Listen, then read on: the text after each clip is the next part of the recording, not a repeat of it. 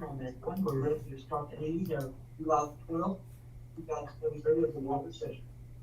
Clerk call the business to approve the minute of the previous meeting.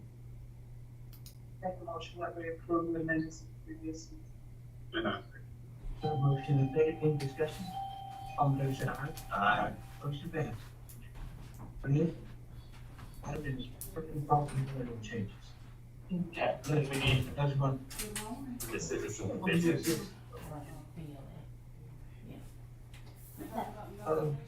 We have citizen business.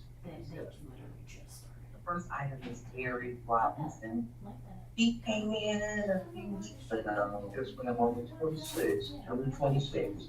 to, I want to say that it was a mortgage company that, finished something. I want to speak first, and if I can make sure I'll let you speak.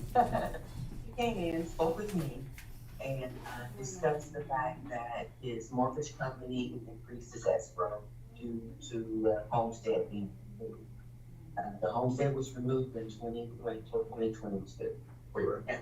It turns out, I went back in the notes and I reviewed, and the notes tell us that your S1, which was basic homestead exemption, was left on an error from the prior owner, the first you bought it, you purchased the property in 2019. So the S1 basic homestead was left on for 2020 and 2021.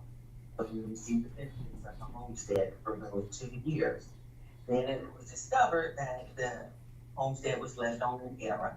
They looked to see if Gary had applied. Paperwork at the beginning of applying for a homestead at all. So the homestead was removed for 2022. He came in just a few weeks ago about his homestead being off because his mortgage escrow account changed. And it turns out, explained to him that it was removed. He said that he did not receive his 2022 assessment notice. It was not returned here. We looked at our return list, which we pulled that $4 here as required. And we also went through the physical files of the return mail. We have a lot, Caroline and I looked through it. We did not see that your 22 assessment notice was returned to us. So he's saying that he did not know that the homestead was removed. He only knew that it was removed once he received that change escrow payment. And still had not filed, I think you just now filed for 2024. I missed the deadline for 2023. I'm gonna speak. Okay. Thank you. Good morning. Good morning. Forgive me. I found out about the homestead exemption from somebody after I questioned about my escrow. I never received anything about filing that. I never have filed homestead exemption to my knowledge. I mean, my ex-wife, her mother was real estate agent. They did that. But it's been 15 years since I bought the house. I ended up getting this statement right here. Y'all would like to see it, I'd be more than happy to show it to you, that I'm $4,500 behind in escrow. Now, I've never received anything about, the 2022 tax assessment. I never received it. I've got all the ones that I have received. And every one that I've ever received are right here. And so the tax bills. Correct. That's the only thing that I've got, is this right here. 2022, I came down here after I got that, and I'm like, wow, what happened? So I came down here, talked to Megan. Megan said that, you never have filed. And I said, well, I never knew about it, you know, and I asked her, how do you file? So I went downstairs at that point and filed. Okay. I don't even know how to read this right here at all. Okay. So I got this when I came down here. I didn't even find out my taxes had even went up until I got that statement, and I got it on the Saturday of June 24th. I came up here June 26th. to find out exactly what happened. Now, the assessment on my house, I'm assuming this is just gonna be for 2022. That is basically, I never knew anything about homeowners. And I didn't even find out that my taxes had went up until I got that statement there from my mortgage company. Now, this house has been a disaster. I know it's not y'all's problem, it's mine. I've completed everything I've ever made in this house. In the last 3 years, I've put over $30,000 in this house. Apparently, when the house was sold, the guy that came out there and assessed it or did whatever, did the inspection, didn't do a good job. I had to replace the exterior wall. I still got that tile that's popped up in my basement that I've got to fix. But every time I try to get something done, something else happens. I've had my water line bust 3 times, paid $1,500 in excess water bills. Then I ended up during third time it busted. I ended up having to pay $2,700 to get a new water line ran straight. Totally eliminated the irrigation system in my yard because I don't want to have any more work leaks.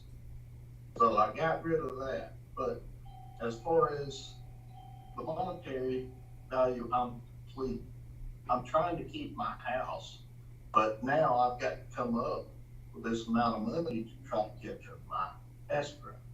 What I'm asking for y'all to do, is there any way y'all can try to help me out on my 2022 and 2023 as far as the homestead exemption to where I can try to catch up on my escrow? I know it probably, like I said, I had no idea about a homestead exemption. Maybe that was my fault, but I didn't, you can't do anything that you don't know about. So, I just hope that y'all consider, you know, the problems that I've had with the house and the situation, me finding out, you know, the 24th that this is where I'm at. You know, my house payment's going up, about 33%. I don't know who can afford 33%, you know, increase in a house payment. And you know, the economy and everything isn't that great right now. Everybody's paying more for everything. So times are hard. I understand, not just for me, but for everybody. So, Mr. Robinson, Meredith Jermaine, I'm the attorney for the board of assessors. Yes. Thank you for coming to speak with us. With respect to homestead exemptions, the law is clear that each homestead exemption is specific to a specific property owner as well as the subject property.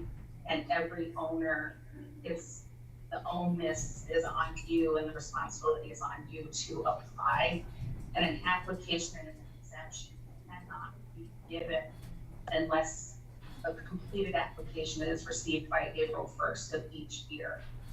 If it's received by April 1st of a specific tax year, it can then relate back to January 1st. What we can do is now process if you've submitted the application for this upcoming tax year, but unfortunately we can't date it back when there was no application that was ever received. I understand. I mean, You may be able to talk to the tax commissioner about the payment plan. That is something that you could go downstairs and discuss with them about any, I don't want to speak out of turn, but that's something that you could bring to them, but that would be something that the board. well, see, the payment plan really isn't gonna work because it comes out of my escrow. It comes from my mortgage company. So that's where I've got to come up with $4,551.96 to catch my escrow. Breaking that out of work. That's over a year, Yeah. which means my house payment's going up $568 a month. Or on the appeal for your value for 2023? I did, and I also talked to Steve about that, because the value of my house, the property, my house is valued at $423,000. There's so many problems and a lot of things got to be redone, and I'm doing the best I can as far as getting everything done. The land is valued, I've got 5.57 acres, and the land behind it cannot be developed. About 60 yards behind my house, there's, it's floodplain, and there's a hill behind it. So unless you can build a bridge to go probably about 50, I'd say probably about 50 yards to get across that floodplain, you can't even develop the back of the property. So all it is just property. I mean, it'll cost you a fortune just to be able to try to build on the hill behind me. So that's part of the 2023. We'll take all that into consideration when we Well, review the 2023 uh, value. I went and asked, Steve, I'd like to meet Steven. him. Okay, all right. Well, thank you very much. Everybody's for coming. Thank you. Wish you all success. Thank you. Take care. Thank you. Have a great day. You too. You too.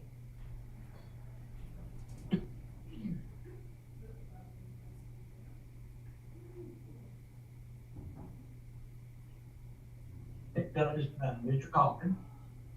Morning. Morning, Mark. Is somebody on the screen up there? The camera? Yes, yes. Okay. Camera is on this side. Yeah. Okay. Well, this is my client, Jane Mark. Jane owns the property. And, I'm an attorney with, Parker Owen Fowler, been here to celebrate my 34th anniversary of being a Doug's. Jane, how long you been out? Not that long. Yeah. Yeah, so 30, yeah, probably about 35 years. It's a company that only heard precision blasting on industrial access in different many gears. But this is not do with precision blasting. This is Jane's personal property here. Thank y'all for allowing us to come in. What I think will help is to give you the pictures of what's the tax digest looked like last year. And then what the goal is. So, here's, yeah. Need another anybody? And then what I have are additional copies here for you of what I have on the board. And so this is the goal. And I know it's a little tricky to see here, but let me show you what it was last year. The very first one you see is tax parcel 1 highlighted there. That's the spot right up here. And this is owned by Meadow Hill LLC. All these properties are, and that's Shane and his wife, are Meadow Hill LLC. So number 1 is this piece of dirt right up here by the power line. Now, if you turn the page, you'll see tax parcel 6. It's kind of a usual shape. It goes here and around over here. There's a little box right here that we're going to talk about in a minute. It doesn't include that box. It comes here and around. This property right here, that's on this survey, that's Shane and Laura's personal residence. Nothing to do with this right here, except for straightening up some boundary lines. Explain in a minute. So the one you see there, the second page, again, goes right here, up and around and down. It stops. Next one is this box down here. All 3 of those under a CUBA and have been for, one was 2013 actually, and the other ones were 2016, I believe. Are they the same CUBA or different? One company was all 3 months. No, each one had a different covenant, because there were different parcels. Yeah, right. So the very last picture, This is the one, the reason we're here. And it's what we call the flag lot. Y'all have probably seen these around Douglas County. You know, the county has rule, you have to have 50 feet of road frontage to get a building permit.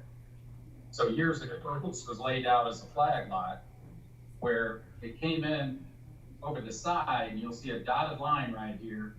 Then it comes up into this big chunk right here, 5 acres. So last year, Shane and his wife realized that they wanted to simplify things and also clean a couple things up. And you'll see, it's kind of hard right here, but I have these copies here for you. In fact, let me hand them to you. You'll be able to see the dotted lines a little bit better.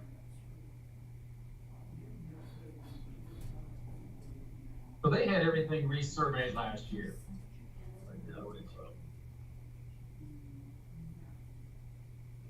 And another one here. There you go. So they had everything resurveyed last year, because if you look right down here, you'll see that original property line. That was the flag pole, so to speak, to get up to that 5 acre square.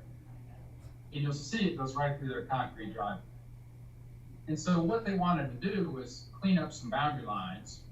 And while they were at it, their surveyor, and they got the surveyor and said, tell you what, let's just consolidate these parcels instead of having all these little individual parcels. So what they did is they created tract C, which is all of this, which was the original piece up here, the piece that went around, and the flag lot. They created tract B, designated it tract B, which is that one down in the corner that had the Cuba.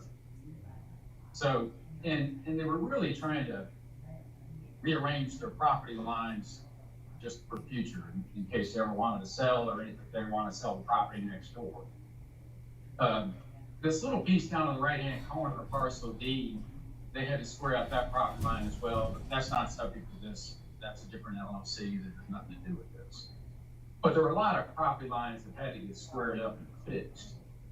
So the county approved the plat last year. Phil Schaefer signed off. It got filed. Deeds were prepared where the LLC conveyed to them and they conveyed to the LLC according to this plat, fix all the property lines. But then also combine these 1, 2, 3 parcels into one.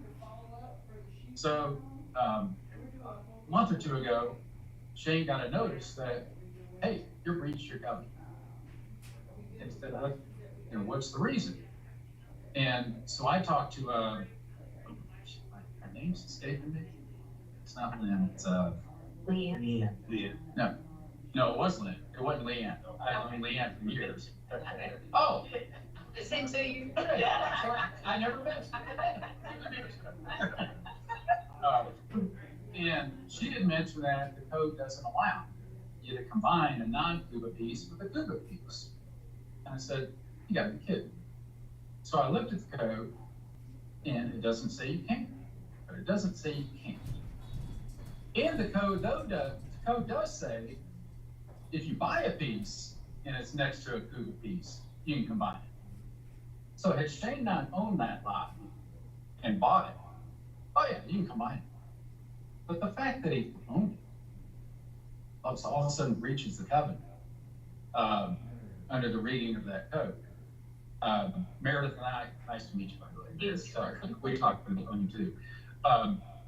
She's like, yeah, it doesn't say you can. I said, well, it doesn't say you can. And she said, well, maybe you want to come talk to the assessors. And so we're just trying to, I guess, accomplish the goal. I mean, one, we're consolidating 3 parcels into one, which I think is beneficial for the county. It's going to make it a lot more simple.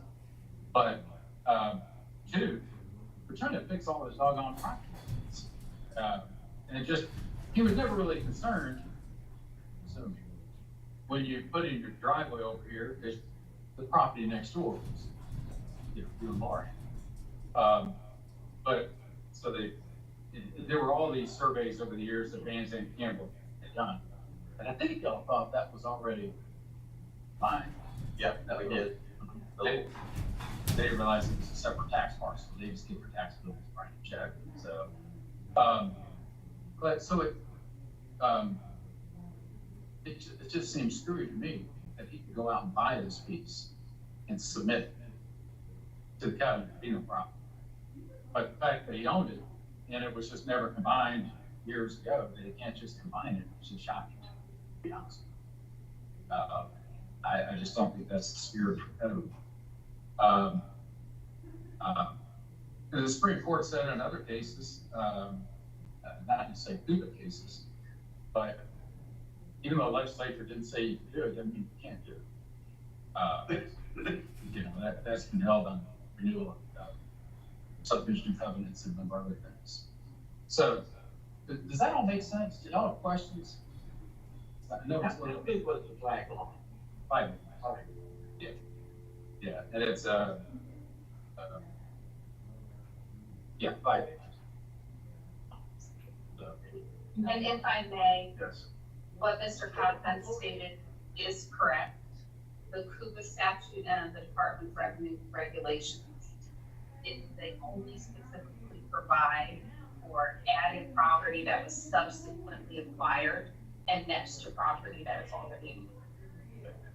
The statute does not expressly prohibit this, but it also doesn't expressly allow it. The statutory language is very clear, and it just says subsequently acquired property and be added to the existing. There are other requirements that is set out in the statute and the Department of Revenue regulation. I don't believe your discussions with Lynn and Leanne that they have ever allowed this before. That being said, it is within your purview. It's just whatever the board decides. It has to be, if the board decides to allow this, then it needs to be consistent that everyone is allowed to do this moving forward. But if you decide no and just go with the statute, then it's consistent that we do that.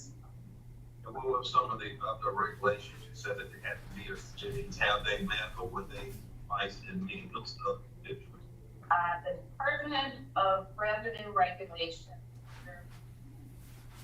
5-11-6-2047, go into if a qualified owner has entered into an original CUBA and subsequently acquires additional qualified property contiguous to the property in the original covenant, the qualified owner may elect to enter the subsequently acquired qualified property into the CUBA for the remainder of the 10-year period, subject to, it has to be less than 50 acres. It can't be subject to another existing current use covenant or preferential assessment. Talks about the date of the original covenant. And that the application is just for the add-on acreage only, and just references the original covenant by parcel number. So really the only additional requirements that it's less than 50 acres and that it's not subject to any other existing use covenant or preferential assessment. I'm all for it. But, I would, fully aware that we would have to be consistent with further applications. I think this is in the spirit of the legislation that we have to take that into consideration. I would think that I'm the attorney, I would think that would be in the spirit of the company language that we should allow. Fully aware that, like, be careful that we, consistent with our, the application. That would be nice. Let me ask this, there's 3 Coopers now that you mentioned earlier. So which one are the 3 with this property? Well, you know, we're trying to combine all 3 into one, and excuse me, 2 into one, because this one didn't have it. This is not the zone. But this had a covenant up here. This had a covenant. So really, my guess would be going into this one, but, you know, how would you do it if I came in and bought all this land tomorrow? Well, the CUBA was entered into at the same time. Wouldn't that be nice? That was my motive. Let me, I got it right here, just a second, I'm sorry. Okay, I guess which Cuba is it next to?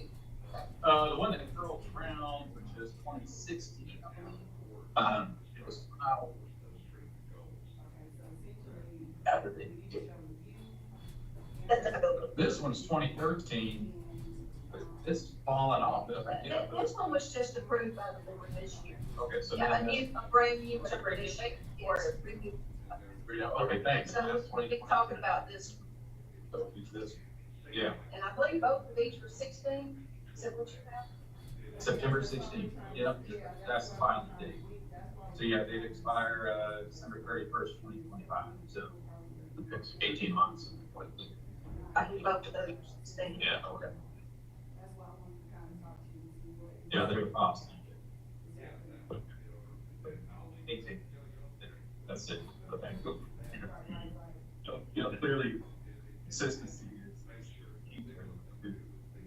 But I'm just curious to say what the overall implications are, what the implications are. Is there any exposure for you know, not in this area necessarily, but someone to exploit? I don't.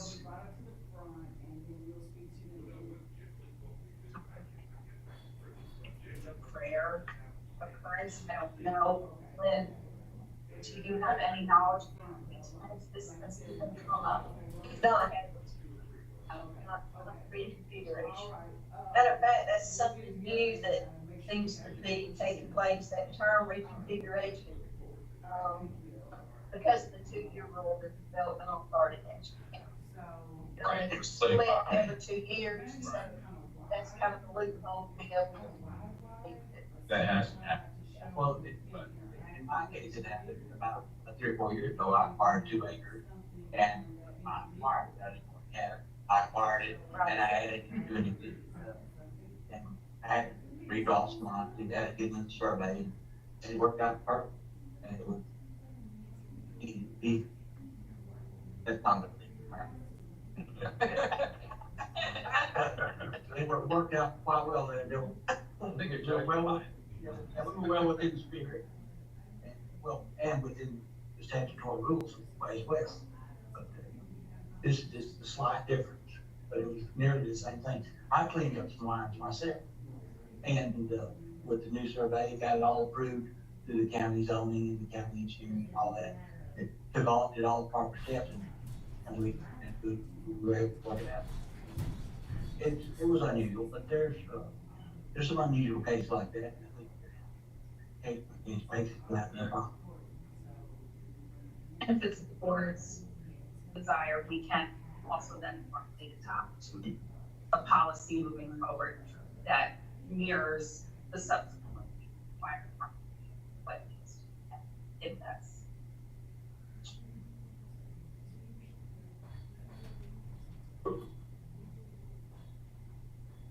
Anything you'd like to change?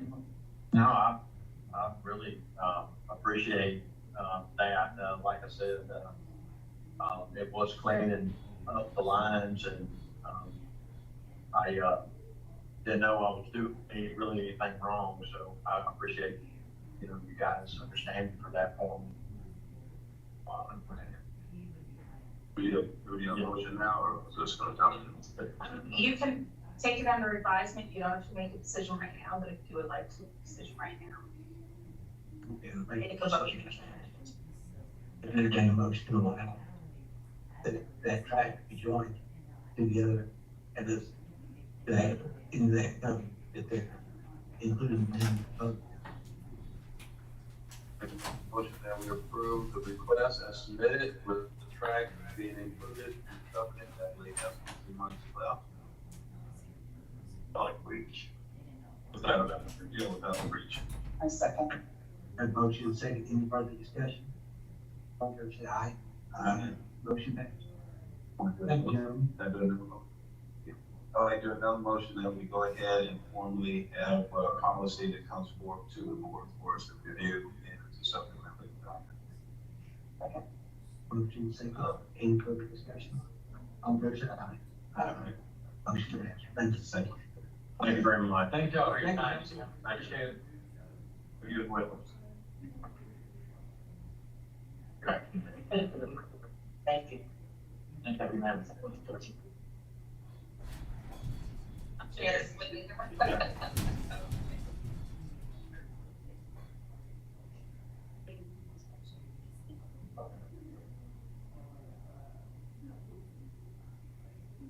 Okay.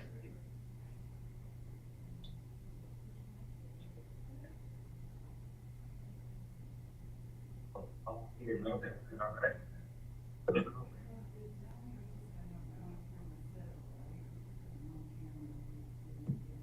Hey, for business, you know, property values changed. Good morning. Good morning. What's going on today? We're gonna start on the third page, with car fields that, have come in, probably will notice, so it's a lot that's going on. It's 8 of them. It's, none of them are really glaring, but there was some significant changes due to, like, the first one is a significant change in the state value, 29,225, and we reduced it to $8,475 due to, getting a rebuilt title, as well as a significant amount of miles, probably over 270,000 miles. And another one similar to that, which was number 4, it's a Chevy Express van, the state's value $24,025. We reduced it to $78.75 due to it being in poor condition and having, I think that would have 300,000, 280,000. That was, it's crazy. People driving it across the the rest of them are fairly decent. The 2008 Ford Expedition, which is the last one, 8, is also a significant $7,725, $250. That is state minimum for what a car and what a value can be. Afraid that because it says value $100, so it's $250. Minimum value, which is probably. Thing is, the state value is the same as the book, or no, the state value is what the state comes up with. I believe it's called Black Book, which is in the church book. We use Google, which is the NADA or JD Powers. And JD Powers is a CR value. And from there, we're gonna go over to page 3. And this one is a mobile home that was removed from the mobile home digest. And so it went from rebuild to an improvement to a cash to an apartment. So it's been moved from rebuild of cornfield CC 5M to 199,025, which is, it's the same location. The mall that moved is just that the property was purchased by one person completely. So once they purchased it, they had the right to combine it together. So they own the land and building, and also in the fact that they own the land and so that's on the building. Okay? That's all I have.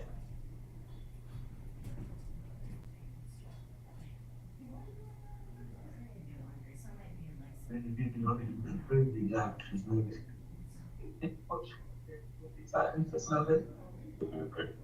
Motion second, any discussion? All fair side, aye. Aye. Thank you. Good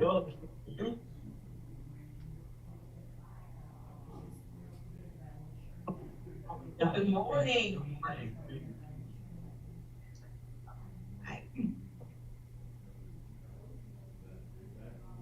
Starting page 4.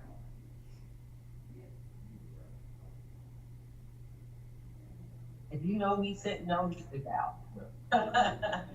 And hopefully y'all use this.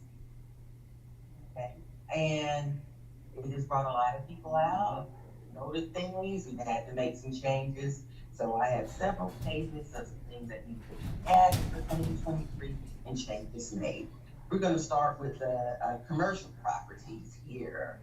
And the very first one, parcel 1472516, is a development authority. They're in the tax abatement. We had to correct the tax abatement amount. The value did not change on it. The taxable amount needed to change. It was incorrect on the notice, I believe. I don't even think they get taxed here, do they? No, it's not zero. Yeah, so their taxable amount according to their 10-year plan is just zero this year. So we just need to change the tax abatement amount. It won't show on here. The next parcel, 200-2567, was, we sent the notice out to zero. So we had to correct that one, and we corrected the notice, and it did have a 299C at 800,500, but they did add some improvements to the property, which breaks the 299C, and the improvements added some value at $1,096,000. So it noticed over $1 million instead of zero. The next parcel, 1262594, is a bank property. We corrected it for 22 last year. Remember, we had several bank properties that we sent out on income and changed the cost. We changed this one last year. We had to catch it this year. We just saw that error. And it went from 2.6 million to 787, which was, I believe, last year. The next parcel, 130-25108, we needed to put the 299C value on it. We sent out at 269,100, but we had an agreement, actually they had a signed agreement with them for 369,300. So they're getting another notice for 269 instead of the 269 for our agreement. And they also have it for next year.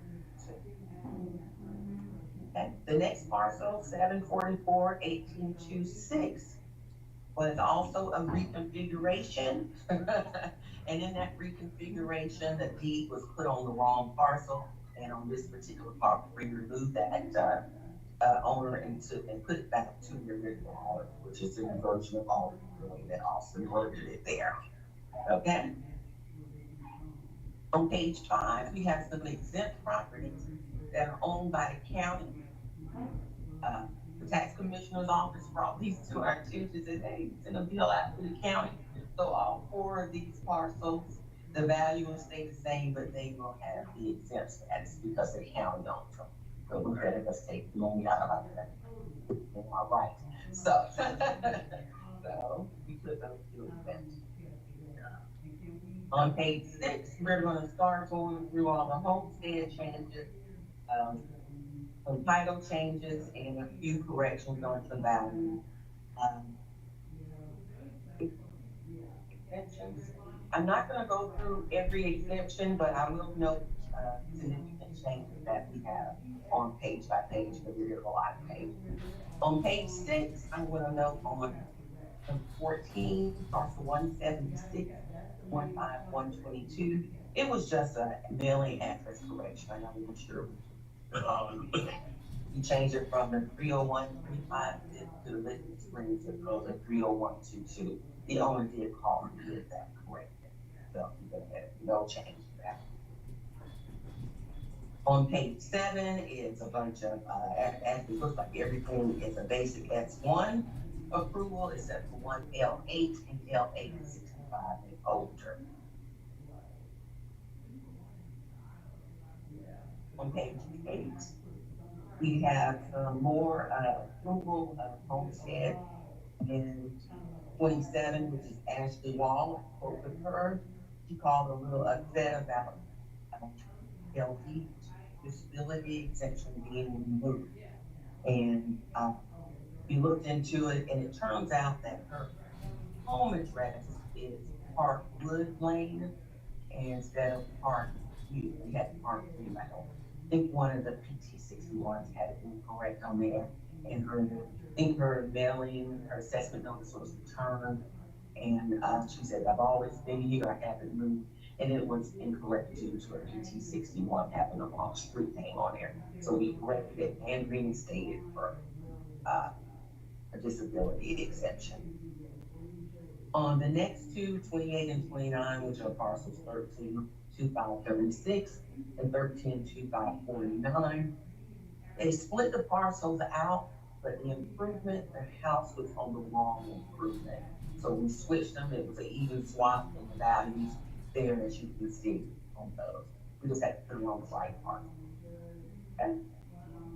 The next one, which is 251551, was,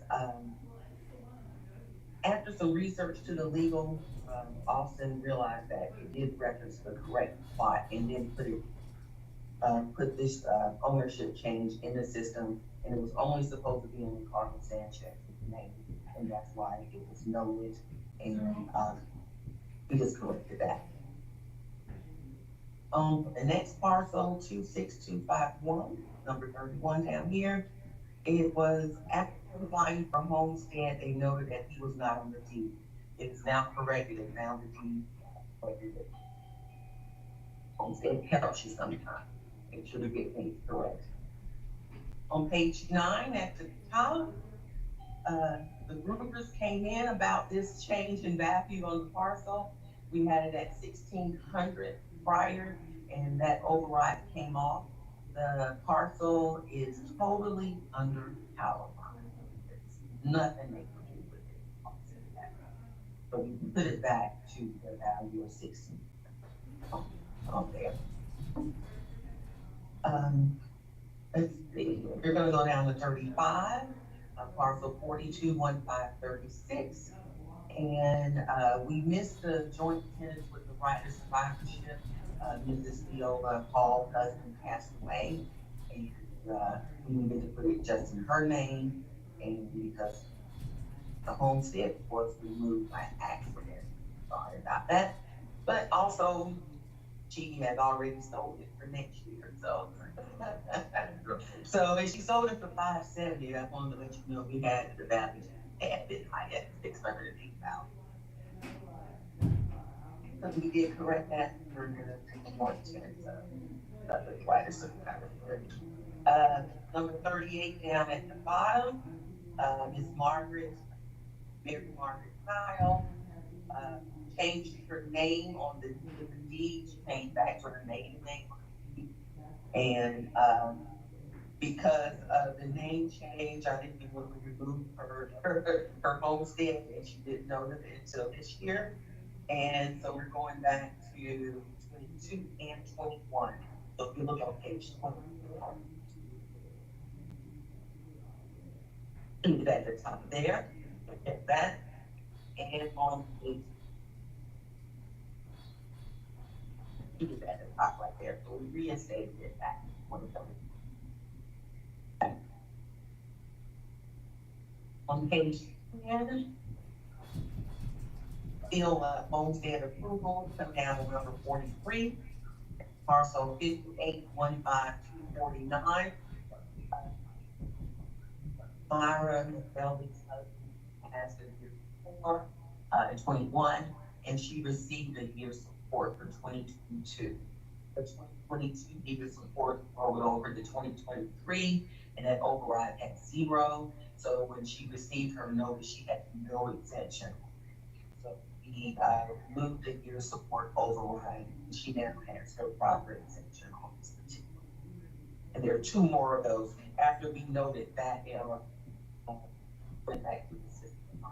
And there are 2 more since we go through. Okay. Next parcel, 44 is parcel 5915107. The 2023 assessment was returned. And on the return, you know, you had a little yellow slip. It had a foreign address. So we removed the homestead for 2023. I think we're going to probably send out a letter. I'm not sure where to send those to. Send it to the original address, send it to the new one. I'm not sure. I think we're going to discuss it with you. How we put the homesteads and that people filed in prior years, coming with the documentation. A year or two later, we're gonna try to discuss that and see if we can get some type of policy in place. Okay? On page 11, three more where the assessment was returned and forwarded to a different address. So we removed those. 1550 on parcel 74, 1577, and on parcel 75, 1518. Well, that one looks like it's a mistake, so they do receive letters. On page 12, other approvals for homestead, let's go to number 57. And that's gonna go to Everett Homes LLC. And that's gonna be parcel 78252, the next parcel 78218. And if you look at the next page, number 60, parcel 79259. We corrected the value for these three parcels and allocated that $155,678. So allocated that out. So on the first parcel, the 146, 337, the 7784, and the 1,557 should all add up to the purchase price. We checked several times. No problem. Page 13. All homestead approvals except for one removal on number 61, parcel 831596. Also the homestead, the notice was returned and their forwarding address was to Connecticut. So.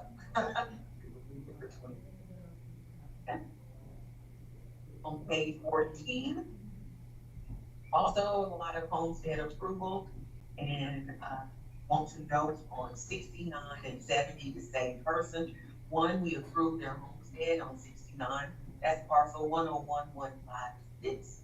And we also corrected the deed based on the boundary line agreements.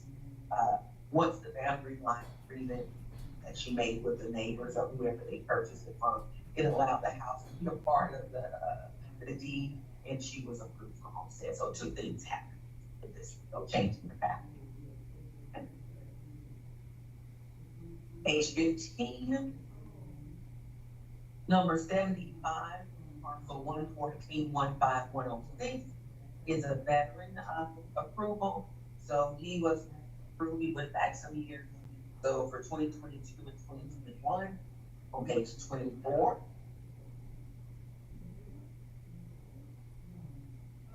Number 5. And on page 6. Number 3.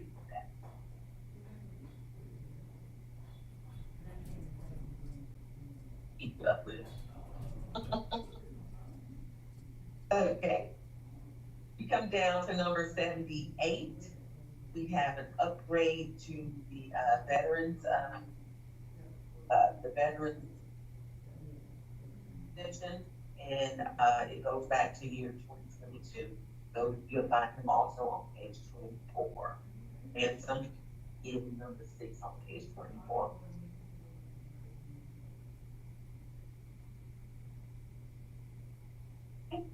On page 16, on number 83, we have another year support override that was removed on parcel 127-251-147. As a matter of fact, she is the one that called in that made us realize that we didn't have those overrides. Her support override, year support override was removed, and she does have a proper exemption calculated for tax year 2023. On number 86, parcel 131-255, we put the override back on this one. The improvement had a major fire damage. It is unsound per the fire report and a field check. We put the override back on this particular property at $38,800.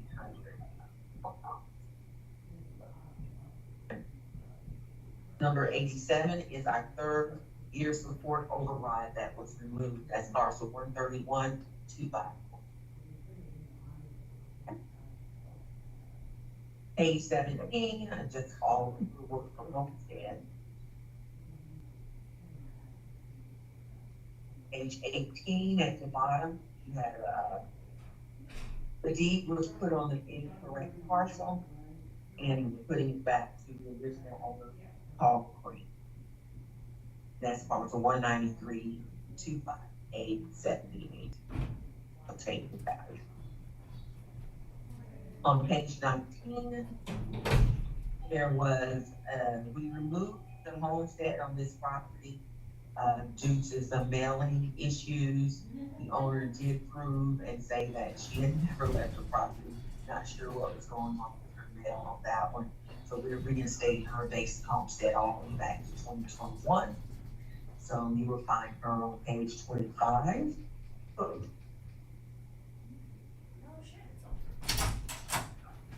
The one on page 25. And number 4 on page 26. Nothing else significant on that page. On page 20 at the top, we have a veteran approval for 65 plus, and it goes back to 2022 and 2021. You can find Mr. Johnson on page 25. He's the second one, number 9 on page 25, the second one down. And on page 26, he is number 5. If you note on here that he has a different exemption for 2021, yes, LA, which is exemption for veteran 64, and then he turned 65 in the subsequent years. Because I noted that he was 64 in the prior year. 65.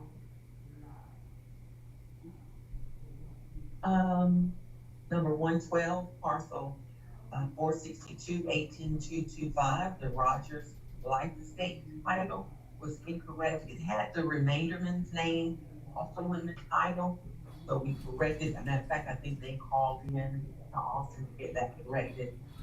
Betty Jane Rogers has the life estate, and we took the remainderman's name off of the title. Of course, once say it this way, once that person is no longer there, it will go back to the remainderman. Betty Jane Rogers. Was it corrected? Yes, okay. Thank you. Okay. On page 21, more homestead approvals. A significant one is number 18, 636-1312. Miss Allison, I believe it is Allison, called in and wanted her name corrected for her divorce decree. So we did it. We have to do it. Ooh. On page 22, also some more homestead approval. EV. There was an issue in her either mailing address where we did remove her homestead accident. Well, we did it because of the mailing address issue. She did call in a while years later to get that corrected, and we went back to 21 on that. So on page 25, you will find Miss Evie Harness. Here's number 11. And on page 26, he is number 6.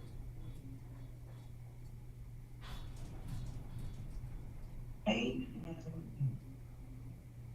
125, parcel 7, 58-18-220. Lawrence Hughes has veterans over 65 exemption, and it goes back to year 22. So you'll also find them on page 5 numbers.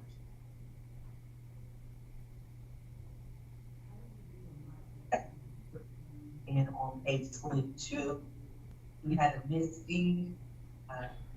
Owner called it out, we corrected it, and now we own the property after 20.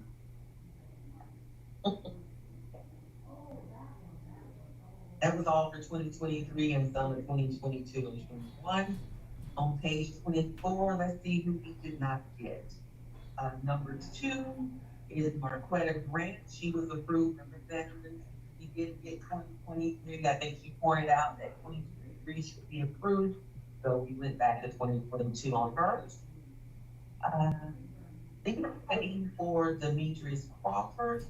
He wanted his prior year approval, so we went back to 20. We already had 20, so we're doing 2022. And if you look on page 26, also he was on here. His number 2 on page 26.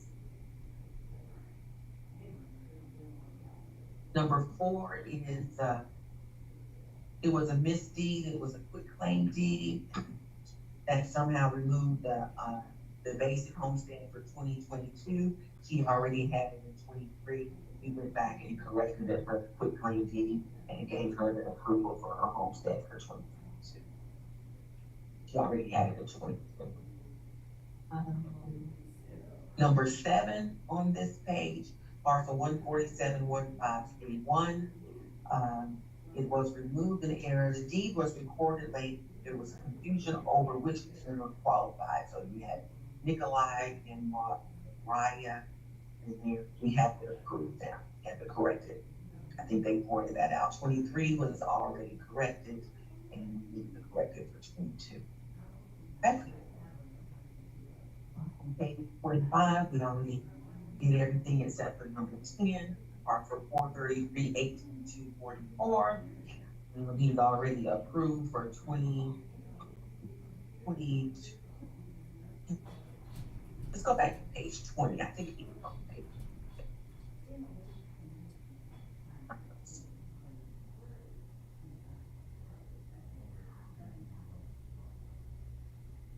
Yes, okay. I didn't go further on that. I'm sorry.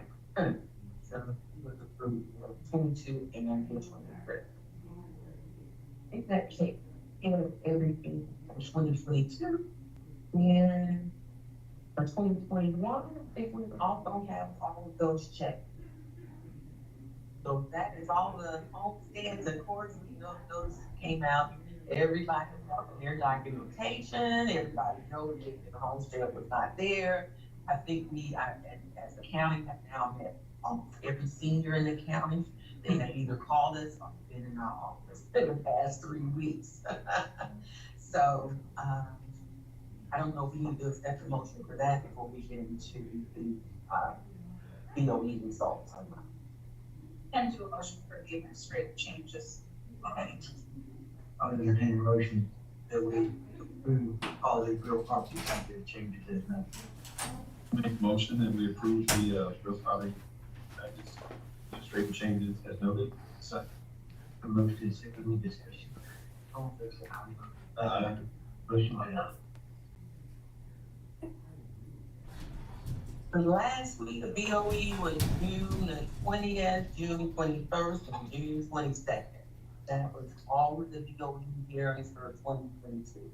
Thank you. It's been a year. Yes. I want to say with the residential on here, I'm not going to go through everyone. The changes were either none or very low. The highest was at 70%. So I have no recommendation to go further on seeing those. Just want to know that we're pretty good on the residential change. And yeah, that's the bit. I don't know if we need to make a motion for that. I think a motion to approve the BOE decisions as noted. Motion that we approve the BOE decisions for residential on June 20th, 21st, and 22nd. Second. Have a motion and second. Any discussion? All in favor? Okay. For the commercial changes, Joey is in Florida somewhere, vacation and having a good time on the Panhandle. So I'm gonna predict it.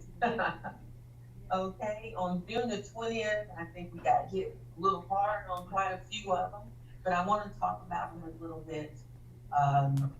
The same owner on the first, one of those five there, Camp Industrial Parkway or industrial warehouses. We got no change on just one of them, but some changes from 16% to 41% on the others. It was based on the rent and the comp sales on the first one, and the owner argued a higher cap rate on the other two. You know, with higher cap rates, it brings a lower value to the overall, and he was able to convince them of that. I put the prior year values in there so that you can see that even though they did reduce the value on those, four, they're still, higher than property value. I spoke with Joey about these. We're not gonna recommend going in the first look. I think we're okay with the values, even though it looks like we have a pretty good section on it. So just wanted to point that out. The next change was at 20.8%, so 132,589. The owner stated a high vacancy rate. I believe it's a two-story building, and I think it was an issue with the corridor and the top level that he has a hard time keeping tenants in that particular part of the building. And with the high vacancy rate, it can forward the value some, and the prior year value was then under, but we were able to still come from above here at 850. It's right at the 20% mark. Going further with that extra close one. The next change was just a 9% change based on comparable sales in property. The next three changes are, one is a no change, parcel 191-2560, parcel 270, and parcel 81 are all three right together. The no change on the 1.4 million was at $41.28 per square foot, and for uniformity, the board used that price per square foot on the other two. I put the square footage in the parentheses right there, multiply that, close to right, just a little over $1 million for the first change at 49%, and it'll come in just under the 500,000 for that second change at 48%. So for uniformity's sake, they went with 41.28 per foot. We're okay with that because the values are still above prior year values, and we know that for those, because they should be informed here and they're not only wrong. Okay. There was no change in the next parcel, and in the final parcel, 129-25173, the board did change their value by 16%, but the owners are still not happy, and they have already filed to Superior Court. So we'll be looking at closer at that one. In the next settlement conference is already scheduled. You know, Frank,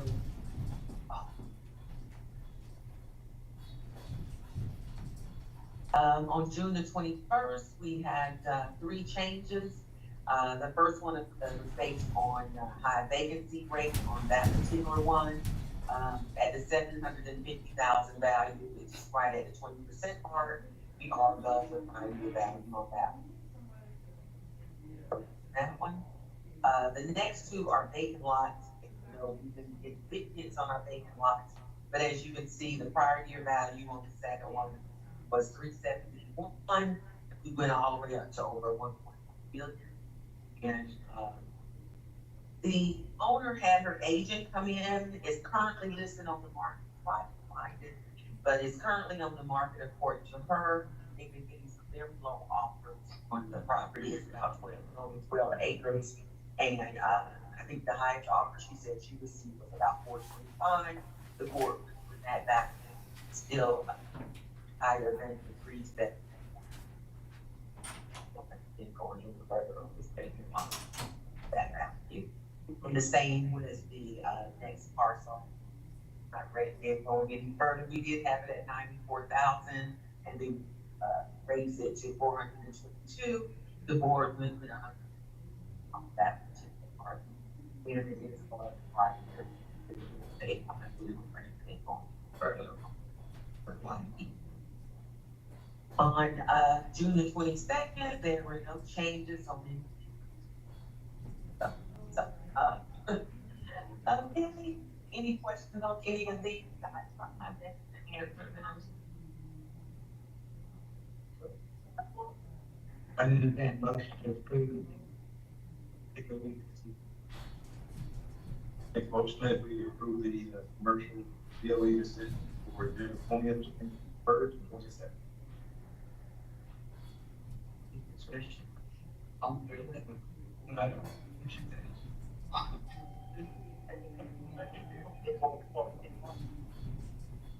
You get a break, everybody else will have to talk to them.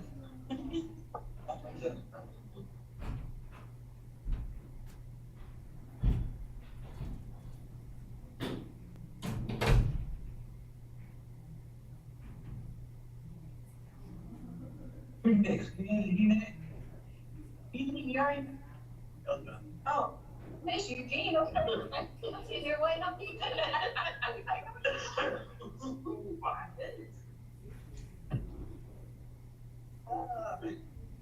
Good morning again, everybody. Good morning. Yeah, okay, I'm on page 2.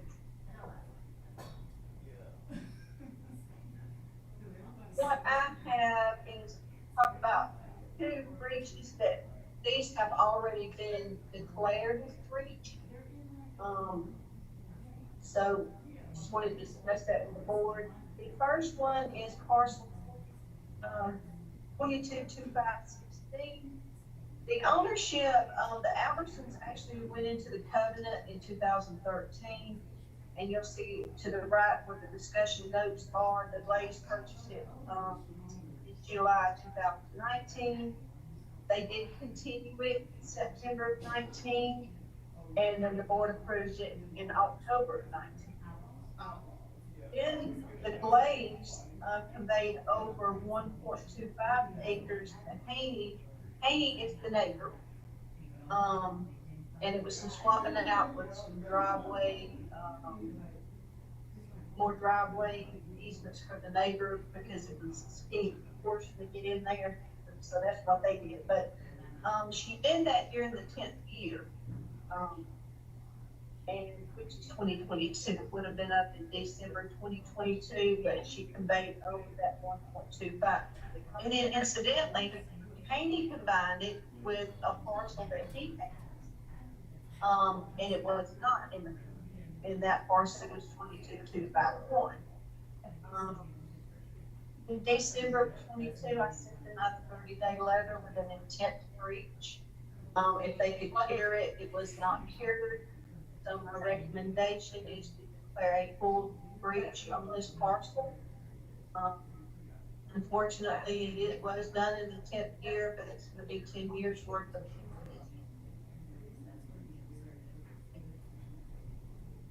Next, 193,353.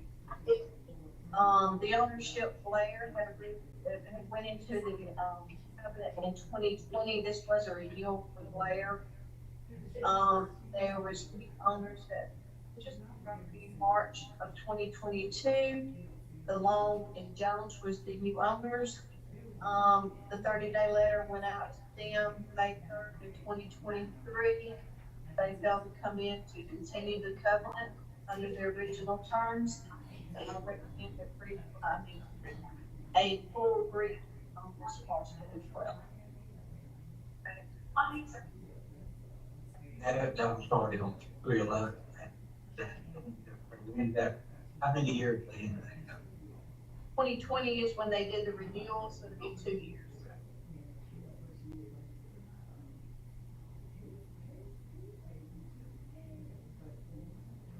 I didn't make a motion with the recommendations. I'd like to make a motion that we approve the recommendation of the 2 bridges for Hoover as staff recommendation. Second. I'm going to take it, leave in discussion. Okay, Thank you very much. If there's anything about we call it breach here. Oh, yeah. Yeah, it came out wrong too.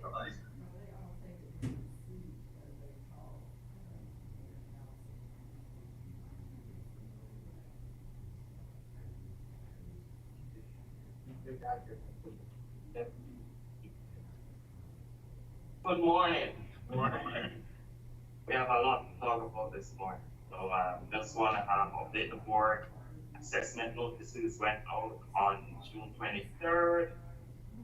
And, the due date for the notice was August 7th, 2023. We sent out approximately 54,000 notices. Notices went out, it was brought to our attention after the notices went out that, there were some homestead exemptions incorrectly estimated. We are confident with our fair market value estimates and assessment notices are really big and it's to upgrade taxpayers of value so they can keep their values. However, our estimates were incorrect and we have since corrected roughly 25,000. We have not corrected the fact of our reset all properties with homestead exemptions. All properties that receive homestead exemption, which approved homestead, we reset those notices. And those were sent out on July 6th with a new due date of August 21st. So, we are now at the stage where we want to pass the digest numbers to the tax commissioner's office so we can go ahead and process the digest. So the preliminary digest will be ready as of today after these corrections are made. And I'm sending around this document which shows the digest changes, overall digest changes. I'm showing the previous year and the current year. This is what the preliminary digest is showing as of now. And it's showing. So I'm asking for the board's approval that these are the numbers that will pass to the tax commissioner's office. That those numbers will change. There are going to be appeals. There are still appeals that we're waiting on the taxpayers since they're going to further the appeal to court, etc. So numbers will change. We still have homesteads that are coming in. And speaking about homestead, we are in the budget process as we speak, and there is a company in True Roll that they have a nationwide database on homestead, and we are looking at contracting them to do the research on homesteads because that's the biggest time they approve on homestead. So we have one homestead specialist who has to research the nation to see if they have homes elsewhere or is receiving homestead elsewhere. So True Roll, they have already done a presentation to us. We are looking at True Roll, and I gonna schedule another review so the board can be available to review it as well to see the capabilities. But this is something I want to include on the next budget cycle so we can get that assistance for our lead specialists. So that's one of the things we're looking at. So I'm not good at it. And I'm not sure you have the numbers for the appeals. For the appeals, we as you know, we currently are at the end of this year's appeal cycle, but we now have appeals coming in, and we are also getting withdrawals coming in. A lot of people were excited about the homestead estimates being incorrect. So a few people appealed on their tax bill, but it's not appealable. They can't. But some since received their new notices and have withdrawn. So I'm not sure what the appeal count is currently. 683 with 368 family and in person, and 315 online. I think last year we had a total just over 200 online. for the whole appeal period. Now we're at 3:15, just don't be online. Right, and we are driving more appeals to the website, so that's expected, that we expect. And I wanna apologize to Joseph, we do have a new appraiser 3, he's our senior appraiser, Joseph McPherson. So I wanna welcome, him to our team, and, morning. If you can just introduce yourself, we finally have one of the two senior appraisers we've been looking for. So Joseph, if you can introduce yourself and just give a little background on yourself. You're fine. Either one. Right here, right now. I'm doing it. Yeah. Good morning, everyone. Name's Joseph Pearson. Originally from Georgia. I worked with Doherty County Tax Office for 9 years. Had a chance to work as assistant chief appraiser to Mr. George Anderson, who was later replaced by Larry Thomas. I worked with period court cases, Kubas, homestead, and appeals, and so basically being here today, it kind of feels like home. So it's a little bit more expanded, but I enjoy working with Adrian and working with Mr. Belfort, and so far they treat me like a member of the family, and I look forward to working with everybody in Assessors. How long you been up here? Well, I've been up here 2 months, but I started 20. Well, Thank you. Sure. The root cause for the homestead. What did we determine, and is there any plausibility? Is this like a software issue? Is there an issue with something that we purchased? And we just kind of dive into that. So last year was our transition from WinGap to Tyler Technologies. And it was, last year we sent the notices out on WinGap. However, we did the digest on Tyler. The good thing is about this year is that we can now pass the digest to the tax commissioner office seamlessly because we're now on the same database. So officially passing the preliminary digest to the tax commissioner's office is just saying we have done that. They're on the database. Prior to last year, we had to do a balancing of WinGap with tax lien. So last year we did not send the notice out on time. This year we sent, and that's where the inadequacies came.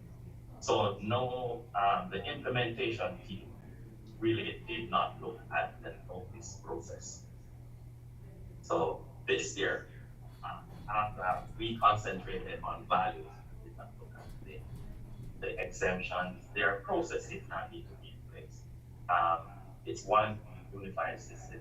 So the tax commissioner's office have responsibilities for the same database as well as us. And there is a gray area between what is done by us and what is done by them, what is inputted by us, what is inputted by them. And so there was a major error in implementation. We can't see what the deductions is turned on or turned off. So some taxpayers, we approve the exemptions. So our people will say yes or no. But if we, when we do a batch job, so we do a batch job, okay, we're gonna send out all the notices right now, and we send the notices out, then we get a notice that says no. Do you get homestead? Yes. Now that's something in the back. We're not seeing. Our system is showing that they have homestead, and then you send the report and it says no. So that's something with implementation. But so the team, they saw what was going on, and now they got in the back and they updated what was supposed to be updated, and we had sent it. Well, that's the hearing was most of the work. So it was twofold. There were some, lack of, training from the implementation first year using the system and, lack of know-how. And then there was the software issue with the SEOs, etc. So is Tyler Technology on the hook for the software issue? Is there any type of penalty that we can go after?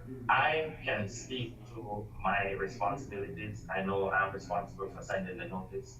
I am, more than willing to accommodate the resending of the notices. It has to be done. I have deadlines to meet.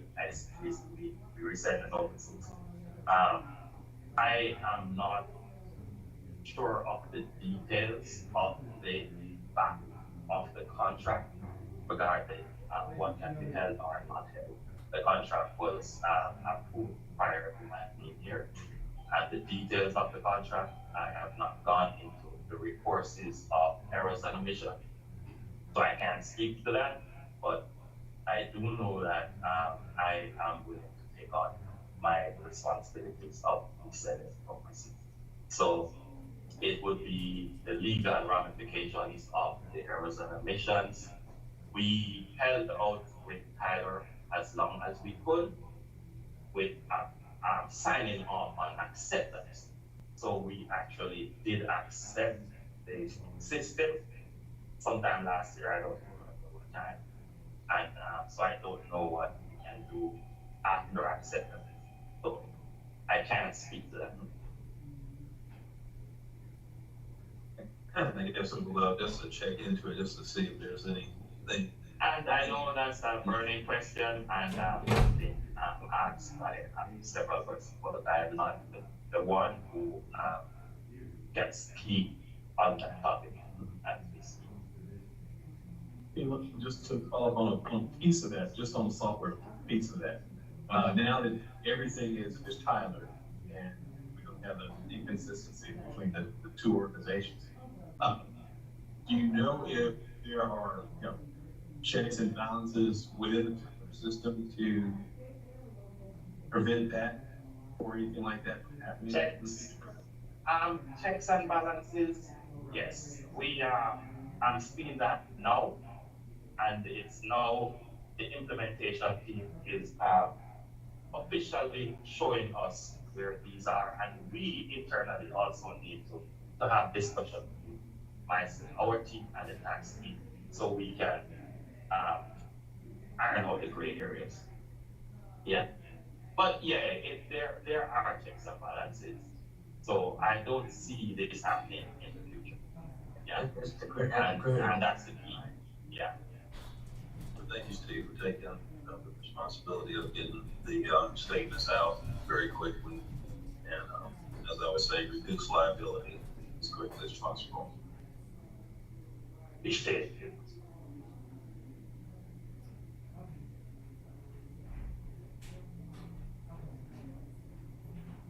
And, I think that's it for me. Did I? Yes.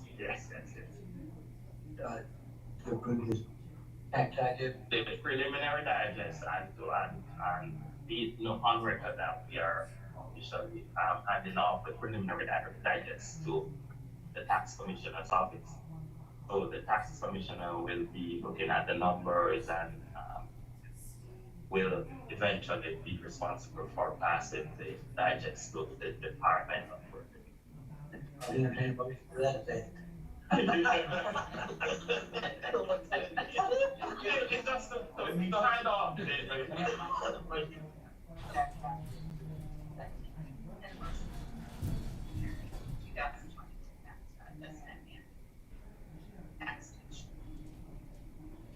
I'll make a motion that we approve the preliminary tax digest for 2023, and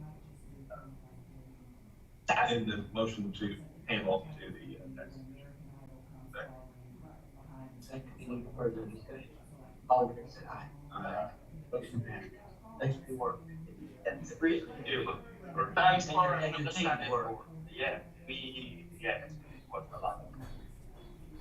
And Lynn today is on vacation. She's on vacation all this week. Yeah, here she is. Thank you, Lynn. And she retired. He's got this retired and everything. What's that about, right? I know.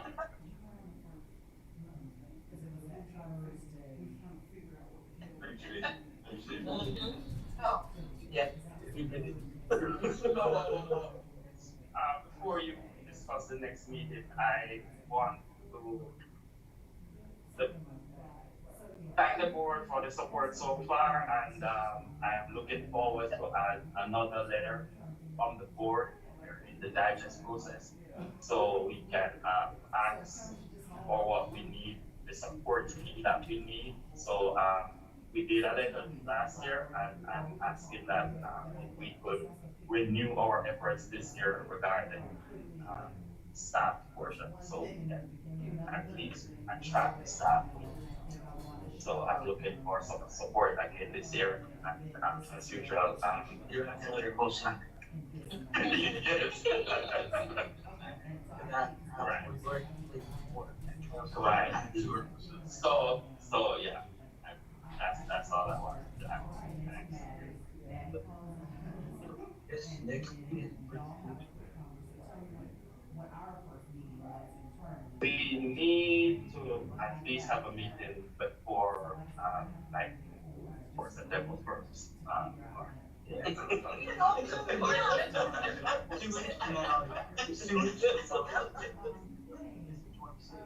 I am not. Do the 25th. I'm okay with 27. Yeah, I'm okay. It's 7. 22nd? Yeah, I'm good.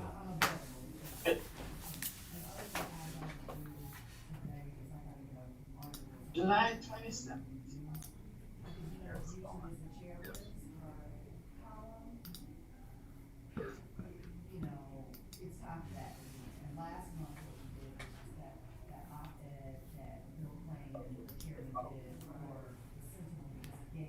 Yeah, we just need it.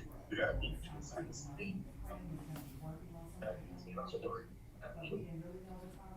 so did that keep?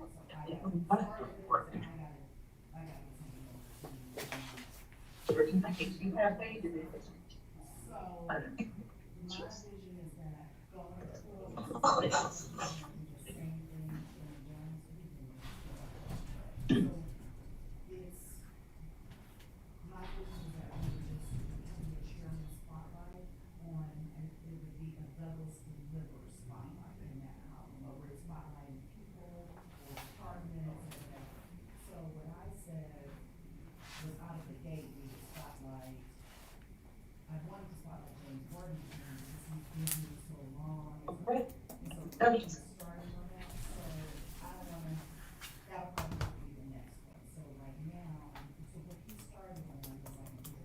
For the business hour, get it in a motion to adjourn. Make motion that we adjourn this meeting. Second. Motion second, all fair say aye. Motion there. Take us off.